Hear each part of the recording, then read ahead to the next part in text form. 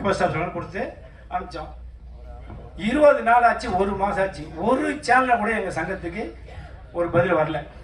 இந்த ஆகா சேனல் மட்டும் ஒரு பையன் ஃபோன் பண்ணான், ஸ்ரீநிதினு.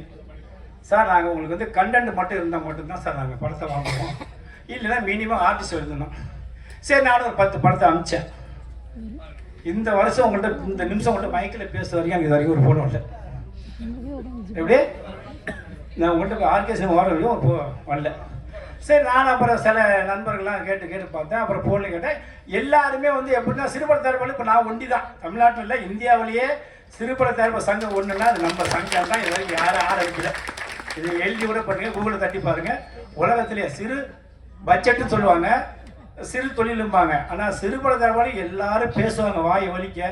ஒருத்தர் கூட இந்த பிரசாதத்தில் பேசும்போது இதை நான் செய்யணும்னு ஒருத்தர் கூட சொன்னது கிடையாது. இது உண்மையாலன்னு உங்களுக்கு தெரியும். சரி பார்த்தேன். அப்போ நான் என்ன பண்ணேன், சரி இது இவ்வளோ பேர் எல்லாரும் கேட்குறத சொல்லிட்டு நம்மளே இதை ஓப்பன் பண்ணலாம் அப்படின்னு கேட்கும்போது சரி அப்படின்னு சொல்லிட்டு பேசும்போது யோசிச்சு நம்ம அருங்காதான் கூட்டு பேசியிருந்தேன். அப்போ அவர் சொன்னார், சார் எப்படி சார் நானும் பண்ணேன் ஒன்றும் முடியல. இல்லை அருங்கால், நான் வேற ஒரு ஸ்டைலில் வச்சுருக்கேன். சொல்லுங்கள் சார். ஆக்சுவலாக என்னன்னா, நான் ஒரு 40 வருஷத்துக்கு முன்னே கோடாச்சின்னு பார்த்தீங்களா, அந்த ஊரில் வந்து ட்ராமா போடுவாங்க.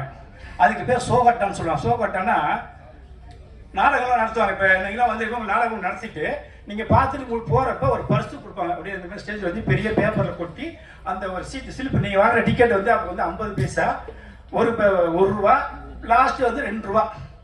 அப்போ வந்து எப்படின்னா ஃபஸ்ட்டு 101 ரூபான்னு ஆரம்பிப்பாங்க. நீங்கள் நல்லா கேளுங்க, கவனமாக கேளுங்க. இதை நீங்கள் ஜெயிக்கிறதுக்காக தான் சொல்கிறேன். நான் என்னுடைய சொந்த கதையாக சொல்லலை, இந்த ஆர்கே சினிமா வெற்றி அடையதுக்குரிய நோக்கத்தை சொல்கிறேன்.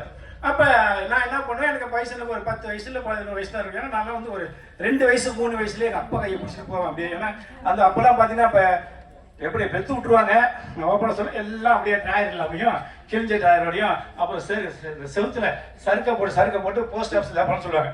அப்படிலாம் இருக்கும்போது சரி சொல்லிட்டு எங்கள் ஐயாட்ட, நாங்கள் ஐயா தான் கூப்பிடுவாங்க. அப்பா வந்து சைக்கிள் பண்ணிச்சிருந்தாரு. சைக்கிள் பஞ்சர் ஓட்டுறா, கொஞ்சம் கல்யாணம் செட்டு போடுவாங்க. எப்படியோ ஒரு 50 காசு எடுத்துகிட்டு போய் அந்த ஞானத்துக்குள்ள, ஏன்னா டிக்கெட்லாம் உள்ள விட மாட்டாங்க. அப்போ அந்த 50 காசை கொடுத்து ஒரு டிக்கெட் வாங்கினேன்.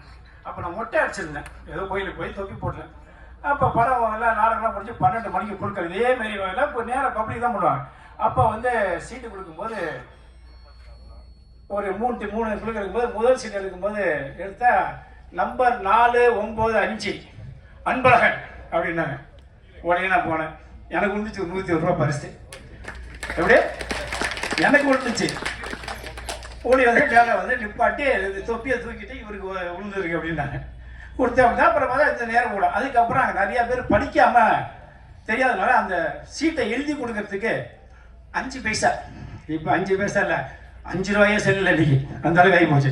அந்த 5 பைசா வச்சு நான் எழுதி கொடுத்து வாங்கிட்டு விட்டுவோம். இப்படி போகும்போது ஒரு 6 மாதம் கழிச்சு எனக்கு மறுபடியும் ஒரு 501 ரூபா வந்துச்சு.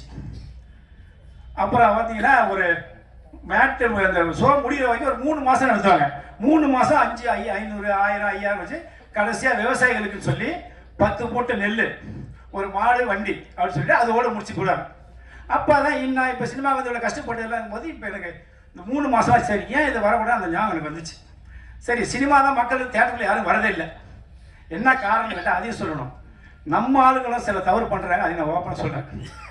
ஒன்றும் இல்லை, இப்போ ரஜினி எடுத்துட்டா கூட அவர் ஃபஸ்ட்டு நடித்தார். அதுக்கப்புறம் தான் ராகவேந்திராவா வள்ளியோ ஒரு படம் கதைவாசனம் வச்சு எடுத்தார். அதேமாதிரி கமல் எடுத்துட்டாலும் நடித்தார். இது நம்ம எக்ஸாம் சொல்ல வந்துக்கிறோன்னா நீங்கள் எப்படிலாம் இருக்கணுங்க சொல்ல வர, வேறு எதுவும் தப்பா நினைக்காதீங்க. அதுக்கப்புறம் பார்த்தீங்கன்னா ஏன் இப்போ தனுஷ் இருக்கா அப்படியே, அவன் என்னோட தான் இருந்த பையன், நம்ம எல்லாம் தெரியும். அவன் வந்து எத்தனை படம் நடிச்சு இன்னைக்கு தான் டைரக்ட் பண்ணுறான்.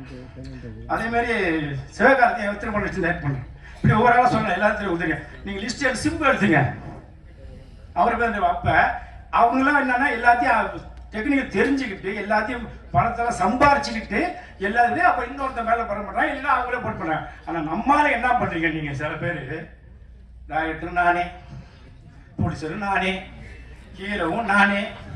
அப்போ வாயில் வரும் நம்ம திட்டக்கூடாது. எல்லாமே நான் எப்படி படம் பார்ப்பான், நான் என்ன சூப்பர் ஸ்டாரா இல்லை கமலஹாசன், நான் வந்து கேட்பேன். ஏன் அதை சொல்கிறேன்னா நீங்கள் உணரணும். என்னன்னா நீங்கள் ஃபஸ்ட்டு டேரக்டர் வாங்க, நான் சப்போர்ட் பண்ணுறேன். ஹீரோ வாங்க, நான் சப்போர்ட் பண்ணுறேன். நடிகரவா 3 நானே பண்ணுறேன் சொல்லும்போது எனக்கு அவரை பார்த்தா 60 40 50 வயசு இருக்கும். என்ன அந்த ஹீரோ எனக்கு கோவம் வரும். மற்ற படம் திட்டப்படம் திட்டுவையோ ஹீரோங்க எப்படி யாரைய படம் பார்ப்பேன்? இல்ல தலைவர், நான் தான் தலைவரே. அதெல்லாம் எல்லாம் நான் ஜெயிச்ச தலைவர். ஏன்னா காக்கைக்கும் தன் குஞ்சு போய் அவருக்கு அவரே எல்லாம். ஆனா ஏன் அப்புறம் படம் வெளியே எவனும் வாங்குறது இல்லை. அதுக்கப்புறம் தியேட்டருக்கு போகலான்னு சொன்னா தியேட்டருக்காரங்க மேலே நம்ம தப்பு பேச முடியாது. நான் சொன்னேன்ல 3 பேர் அவனை படம் தியேட்டர் என்ன பண்ணுவாங்க, எவனும் உள்ள வர மாட்டான். எத்தனை தான் ஒரே நிறைய மூஞ்ச பார்ப்பான். அப்புறம் அவங்க சரின்னு சொல்லிட்டு சார் டிஸ்ட்ரிபியூட்டர் வச்சுமா ஒரு 10 தேட்டர் ரிலீஸ் பண்ணுங்க அப்படின்னா அவர் ஓப்பனாக சொல்லிடுவார், நம்ம ஜென்னிஸ் சார் படம் ஒன்றும் இல்லை, ரிலீஸ் பண்ண முடியாது, பேருக்கு ஒரு 10 ரிலீஸ் பண்ணாது. இதில் நம்ம இன்னொரு ஒரு கற்பனை இருக்காங்க, அது அடுத்த பாயிண்ட் நிறைய எழுதி வச்சுட்டேன். அப்போ நிறைய 10 தேட்டர் ரிலீஸ் பண்ணுறது குறைஞ்சபட்சம் 5 லட்சம் ரூபாய் வேணும். ஏன்னா கவர்மெண்ட் மானியம் கொடுன்னு சொல்லுவாங்கல்ல, அந்த மானியத்தை நம்மளால உங்களுக்கு அந்த செம்பிளாடு போய் மேய்க்குள்ள வயலில் ஒன்று விழுந்தா நம்மளால மானியம் கொடுத்து போய் இது வரைக்கும் கலைஞர் செஞ்சதுக்கு அப்புறம் என் தெரிஞ்சு ஒழுங்கா மானியம் கொடுக்கவே இல்லை. தண்ணியில் யாரும் கையில் வச்சு கொடுக்கல, கலைஞரோட முடிஞ்சு போச்சு. அதே மாதிரி இப்போ இருக்கிற முதல்வருக்கு வந்து சினிமாங்கிறது அவருக்கு பிடிக்காது, அதையும் தெரிஞ்சு வச்சுங்க. இப்போ கீழே அன்பழகனே எனக்கு தனிப்பட்ட மனசுல இறந்துட்டாரு. முதல்வர் வந்து அப்பெல்லாம் தளபதி வந்து மேக்சிமம் சினிமா